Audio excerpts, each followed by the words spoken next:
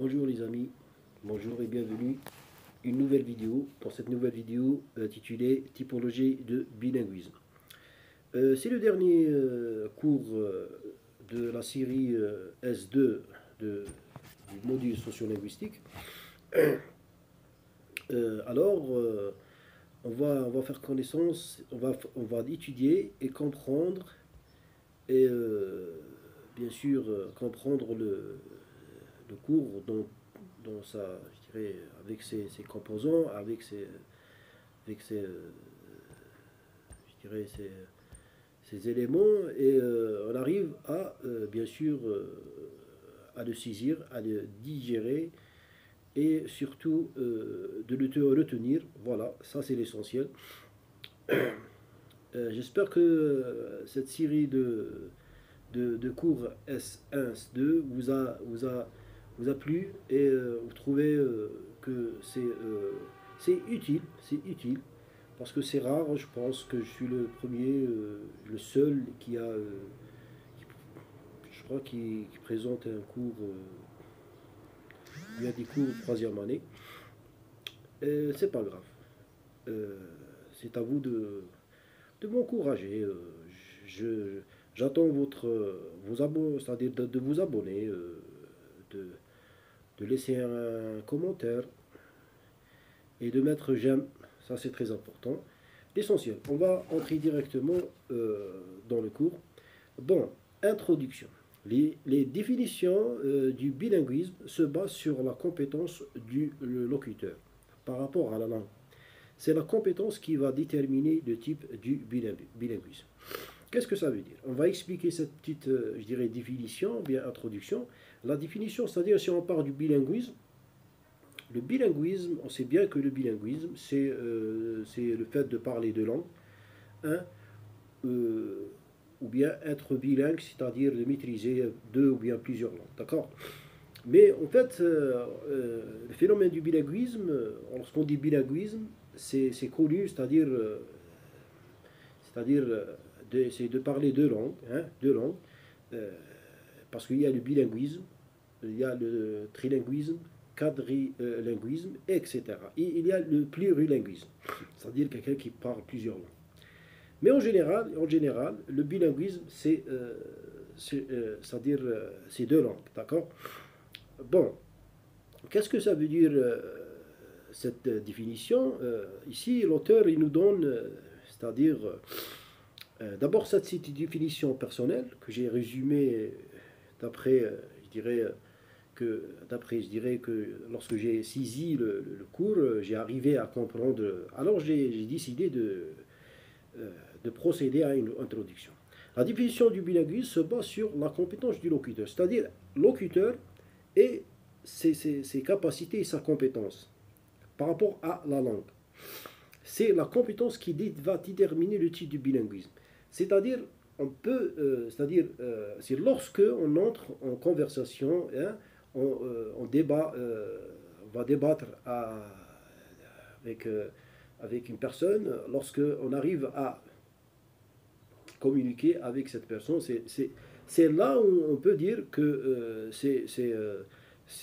cette personne, elle est bilingue ou non. D'accord? Bon, le bilinguisme équilibré et le bilinguisme dominant. C'est-à-dire, par rapport au bilinguisme, on a deux catégories, l'équilibré et dominant.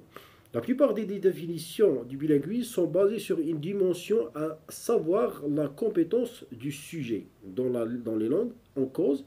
La compétence permet de tenir compte du caractère relatif de la bilingualité, d'accord? Bilinguisme individuel. C'est-à-dire par rapport au caractère. Euh, Puisqu'elle met en rapport aux deux compétences linguistiques, une pour chaque langue, sur cette dimension, on distingue le bilinguisme équilibré ou bilinguisme dominant. Qu'est-ce que ça veut dire? C'est-à-dire que, puisque euh,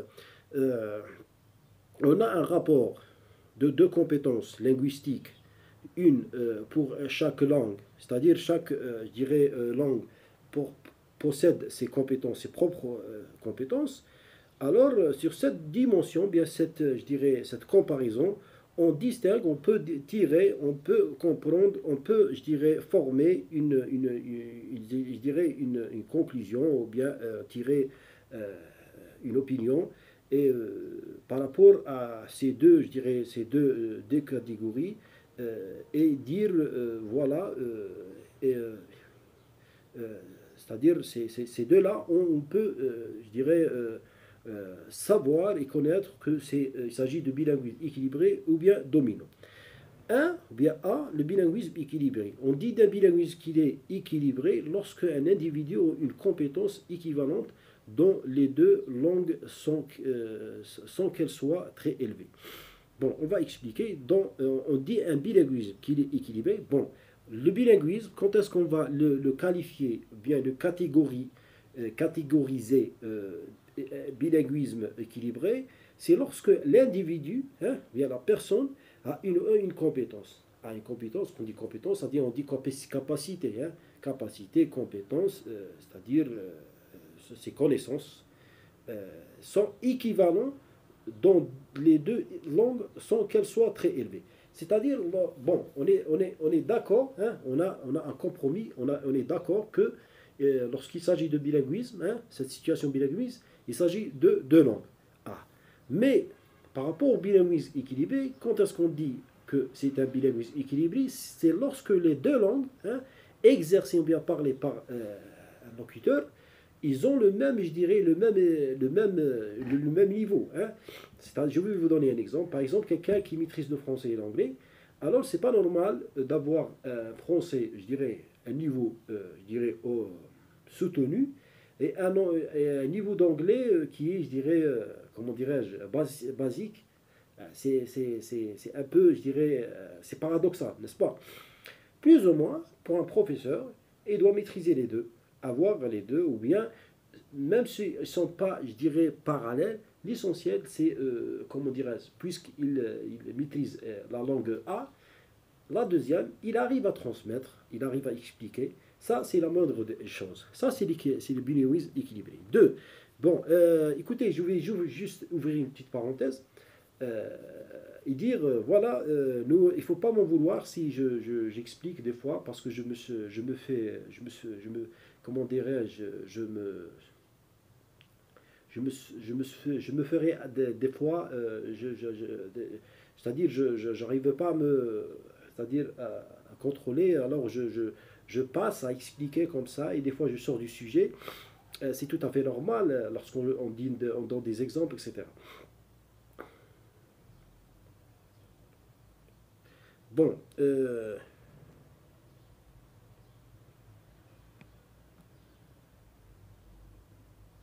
bon, maintenant le B, bilinguisme dominant. Un bilinguisme est dominant lorsqu'un individu a une compétence généralement dans la langue maternelle supérieure à la compétence qu'il a dans une autre langue. Bon, ici, dans le bilinguisme qui est dominant, c'est-à-dire, je ne sais pas si comme vous vous rappelez la diglossie, c'est presque pareil. Vous avez quelque chose qui est haute, hein, et qui est l'autre, elle est basse. Hein, c'est-à-dire, vous avez une langue qui domine sur l'autre. Ça, c'est vrai, ça brièvement, sans étaler, bon. Maintenant, on va passer à le bilinguisme composé et bilinguisme coordonné. Bon, bon, le bilinguisme composé acquis les deux langues dans le même contexte. Les enfants issus de mariages mixtes ou de milieux bilingues, ça c'est à mémoriser. On peut pas, mais on peut on peut ajouter un mot. Le bilinguisme composé, c'est-à-dire il est relatif, c'est-à-dire par exemple l'auteur ici donne le mariage, exemple du mariage, c'est-à-dire le mariage mixte, hein, comment dirais-je, qui,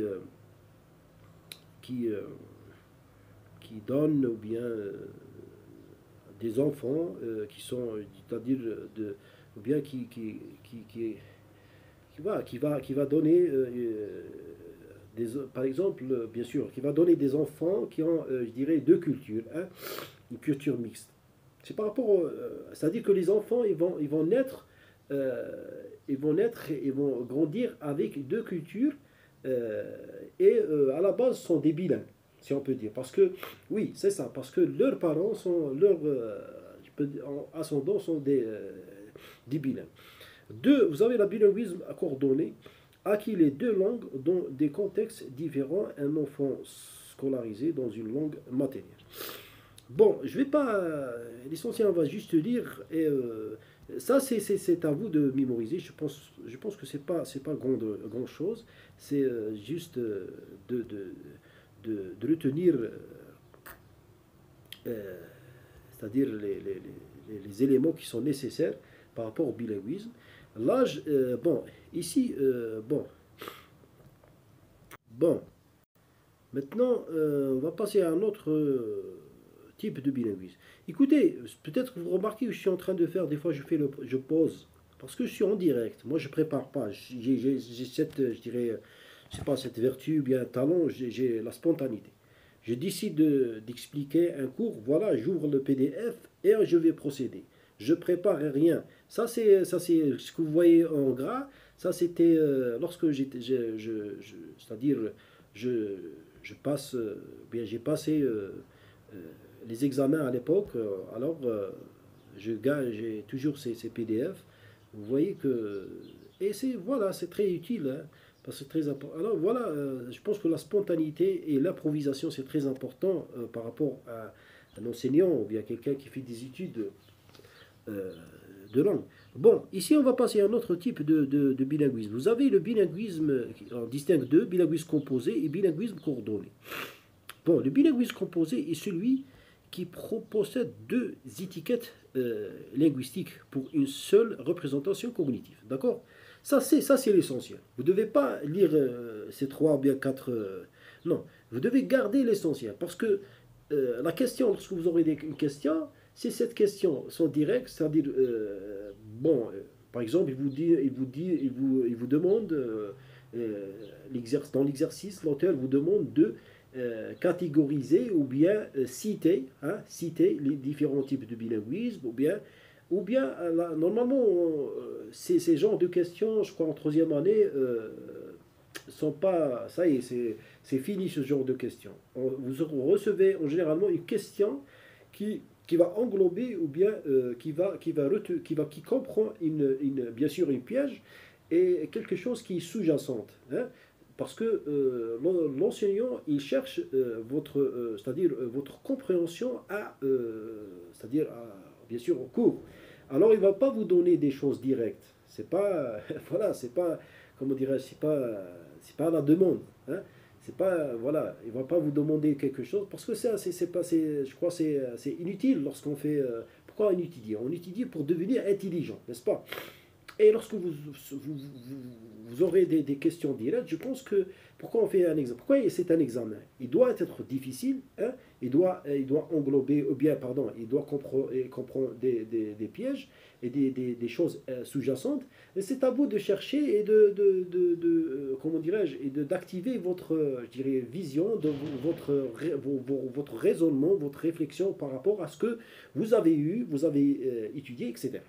Bon, je ne vais pas étaler. Bon, je vais passer. Bon, on a cité le bilinguisme représentation. Attends une minute. Bilinguisme.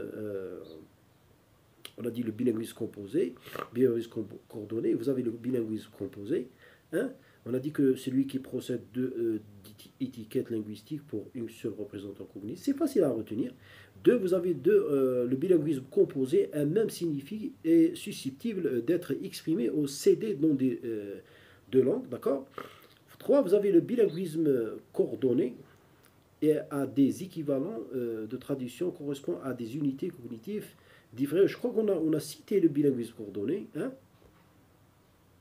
On a cité, je crois, le bilinguisme coordonné. Une minute. Voilà, on a cité déjà le bilinguisme coordonné. Vous voyez. Alors c'est juste, je crois, comment dirais-je, un superflu d'informations. Hein. Hein. Maintenant, on va passer à ce qu'on appelle le bilinguisme composé et bilinguisme coordonné. Ici, par rapport au bilinguisme composé, bilinguisme coordonné, l'auteur ici il nous donne des exemples. Il donne des exemples. Et je pense que le bilinguisme composé, la différence entre le bilinguisme composé et le bilinguisme coordonné, c'est par rapport à la composition, bien sûr, par rapport aux deux langues qui soient, euh, je dirais, par exemple, ici, on trouve l'exemple. Bon, le bilinguisme coordonné a des équivalents de traduction, correspond à des unités cognitives légèrement différentes, une représentation pour chaque langue. Et le bilinguisme composé, ça c'est le bilinguisme coordonné, et le bilinguisme composé, elle-même signifie susceptible d'être supprimé. Bon, maintenant on va passer à une autre. Bon, maintenant on est arrivé à ce qu'on appelle le bilinguisme précoce et le bilinguisme d'adulte. Bon, introduction. Ici, le bilinguisme se base sur l'âge du locuteur par rapport à la langue. C'est l'âge qui va déterminer le type de bilinguisme. D'accord? Bon, l'âge et le contexte d'acquisition et l'utilisation permettent de distinguer entre le bilinguisme d'enfance et le bilinguisme d'adolescent. Bon, on va expliquer l'introduction. Là, ici, le bilinguisme se base sur l'âge du locuteur par rapport à la langue. C'est-à-dire que par rapport à l'âge, c'est là où on peut dire qu'il s'agit de bilinguisme, c'est-à-dire tel bilinguisme, ou bien individuel, ou bien composé, etc. Euh, Ici, le bilinguisme se base sur l'âge du locuteur par rapport à la langue. C'est l'âge qui va déterminer le type du bilinguisme. Quel genre de type de bilinguisme? Ici, puisqu'on parle de base, de l'âge, alors c'est le bilinguisme entre le bilinguisme précoce et le bilinguisme adulte. Qu'est-ce que ça veut dire? C'est-à-dire lorsqu'il s'agit de l'âge, hein, on est entre le bilinguisme précoce et le bilinguisme adulte, n'est-ce pas? Et, euh, et lorsque le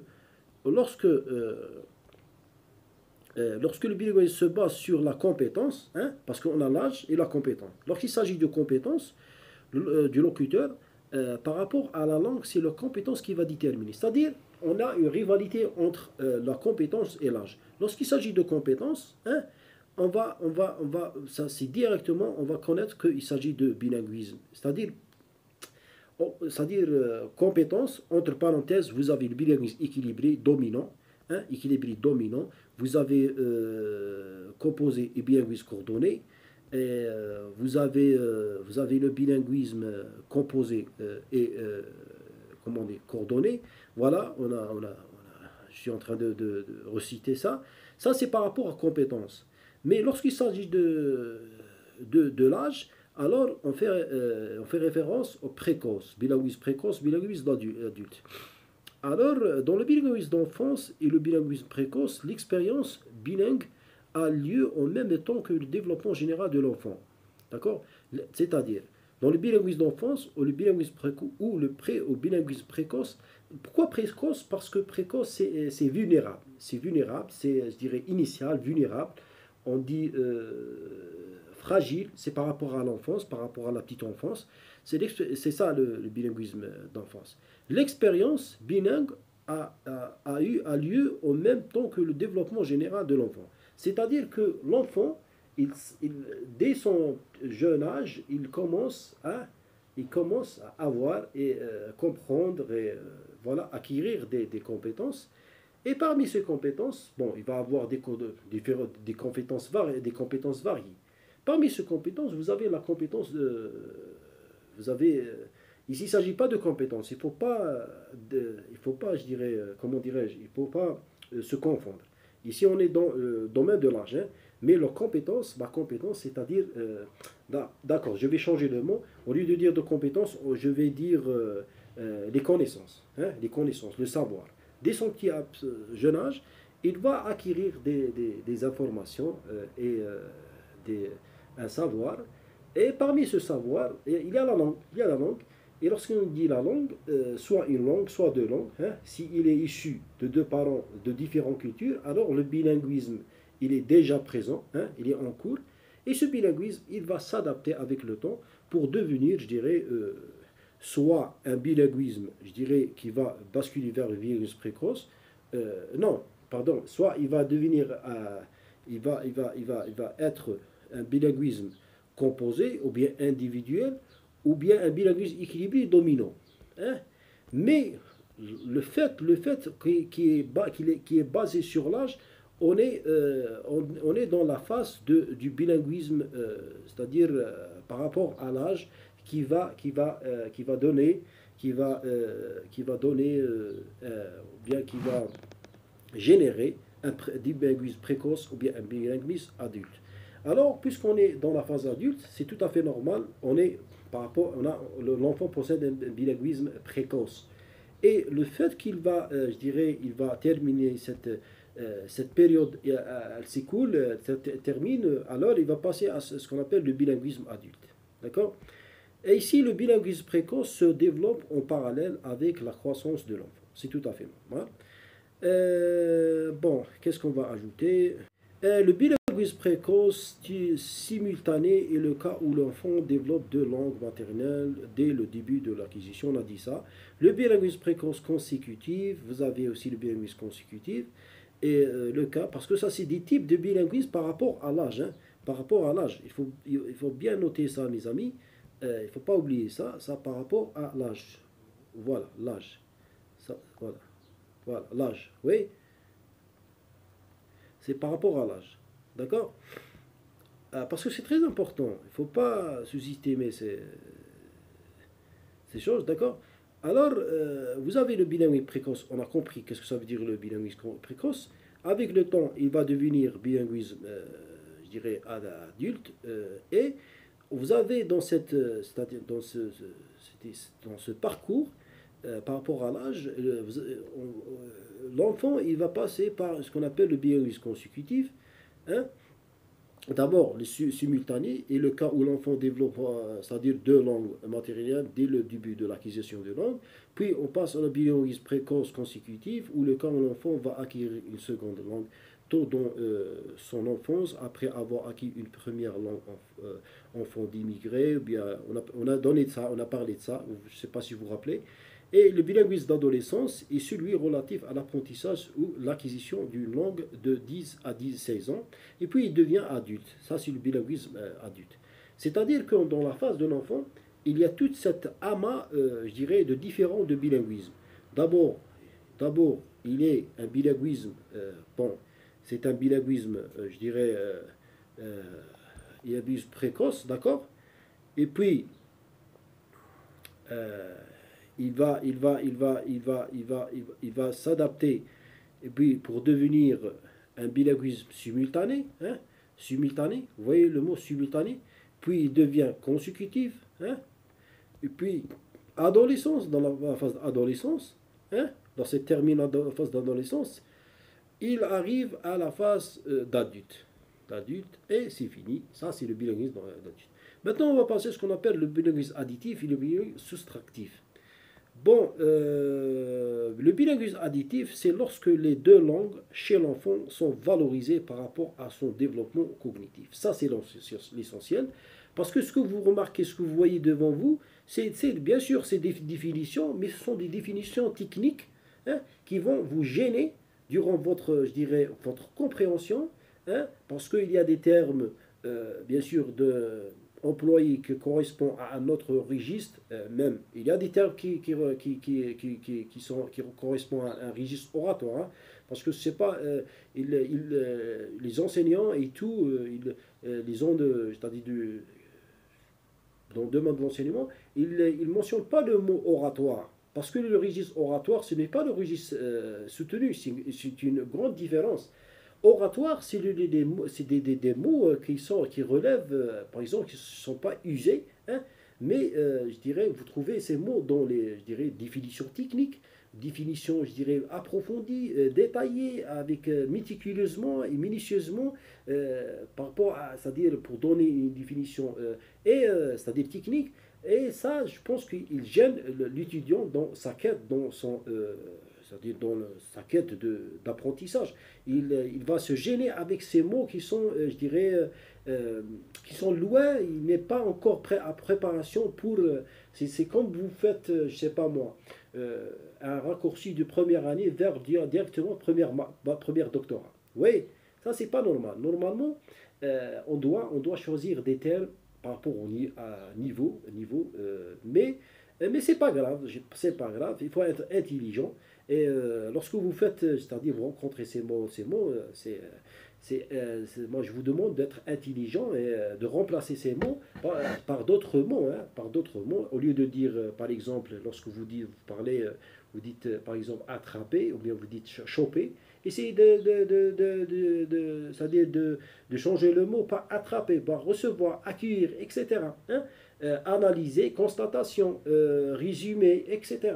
Hein. N'utilisez pas des mots, je dirais, un peu, je dirais, qui sont, qui sont, qui sont un peu, je dirais, si on peut dire, méconnus, hein, méconnus parce que, voilà.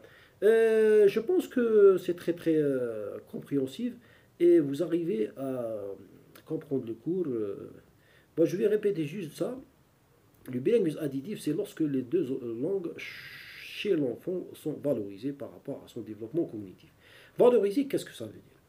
Voilà, valoriser, bon, ça c'est des descriptions personnelles, hein, parce que moi j'ai compris, j'ai saisi et comment dirais-je, j'ai formé cette description. Additif, c'est lorsque les deux langues, hein, chez l'enfant, puisqu'il s'agit de bilinguisme, il y a deux langues, d'accord?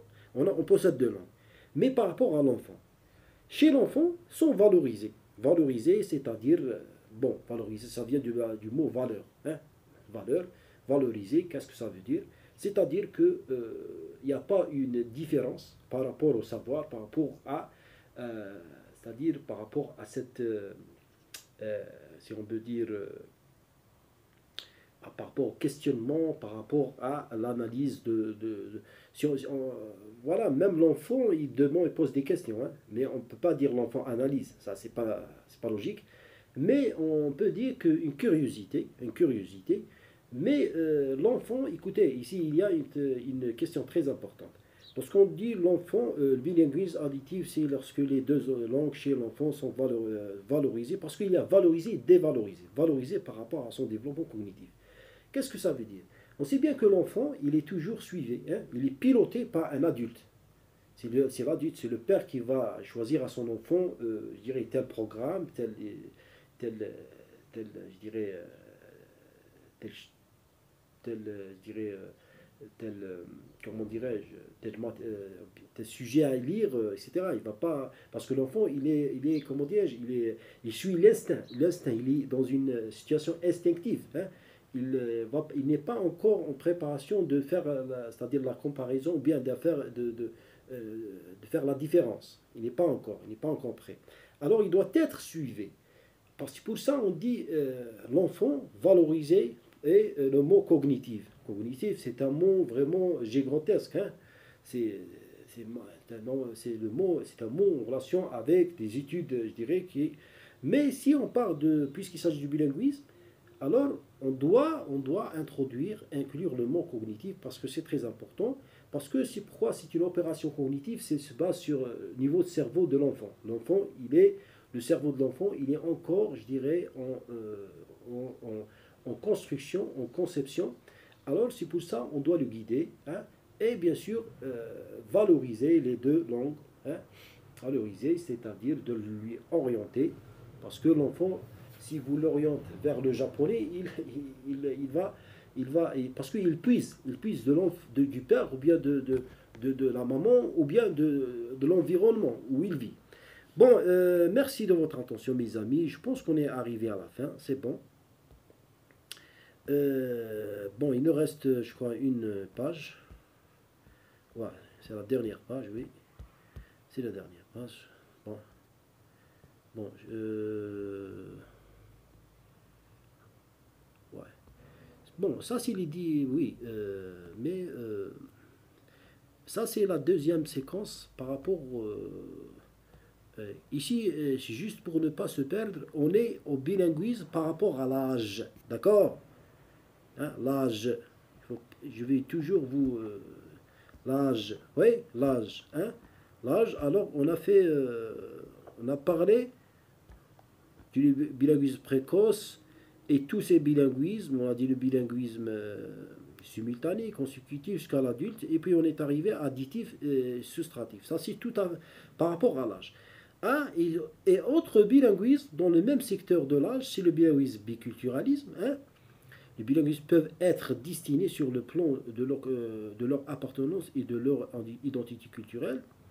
Le biculturalisme s'identifie positivement et il est monoculturel. Il est monoculturel.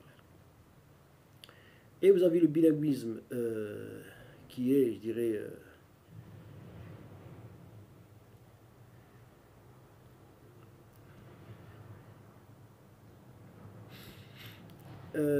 bon, ça c'est.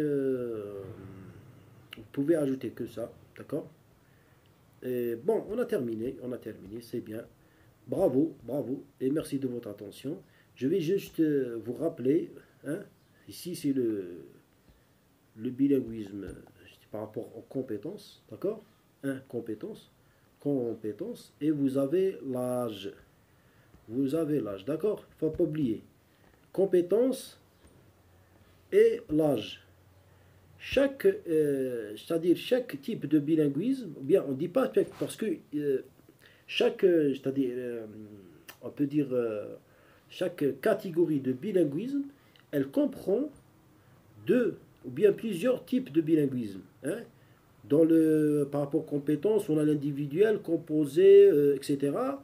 Et par rapport à l'âge, on a cité par rapport à l'âge, le bilinguisme par rapport à l'âge, on a cité le précoce, hein, adulte, simultané, etc. Puis on est arrivé, je crois, entre additif, d'accord.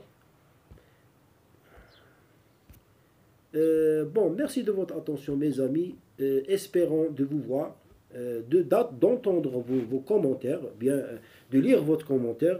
Bien sûr, lorsqu'on lit, on est en train de vous entendre. On peut dire ça. D'entendre et lire vos commentaires. Et n'oubliez pas de laisser, je dirais,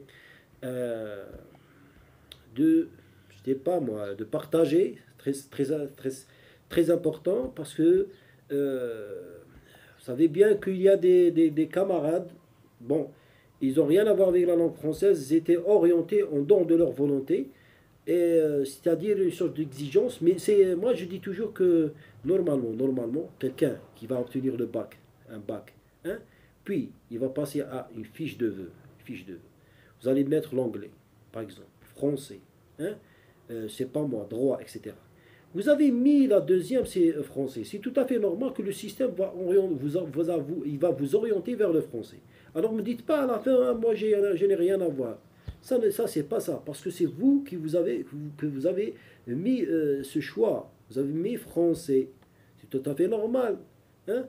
Alors ne venez pas c'est-à-dire à la dernière minute, de pleurer. Parce que moi j'ai vu des gens comme ça, des camarades, et vraiment, je vois que quelqu'un qui n'a pas... Parce que tout, tout se base sur l'amour, hein, de quelque chose. Lorsqu'on aime une chose, hein, on va faire c'est-à-dire notre possible pour réussir, pour avoir des bonnes notes. Hein. Moi, je vous conseille voilà, c'est pas, comment dirais, c'est pas une mission impossible. Hein. Il y a des gens... ils avaient un niveau vraiment c'est-à-dire modeste. Ils sont devenus des enseignants et des enseignants universitaires. Alors, euh, vous pouvez, puisque vous avez un cerveau, hein, vous êtes arrivé à décrocher un bac, vous pouvez arriver à faire beaucoup de choses et c'est faisable. Il ne faut pas sous-estimer, il ne faut pas entendre les gens qui ont un tempérament négatif, il faut les exclure de votre vie, de votre pensée, etc. Il faut focaliser sur cette matière, etc. Voilà. Merci de votre attention et Inch'Allah, on va entrer Inch'Allah, dans un nouvel procédé par rapport à un nouveau module. J'ai pas décidé, voilà, moi je base sur la spontanéité. Je sais pas, peut-être je sais pas, ce que je trouve devant moi, je me lance. Allez, bon courage.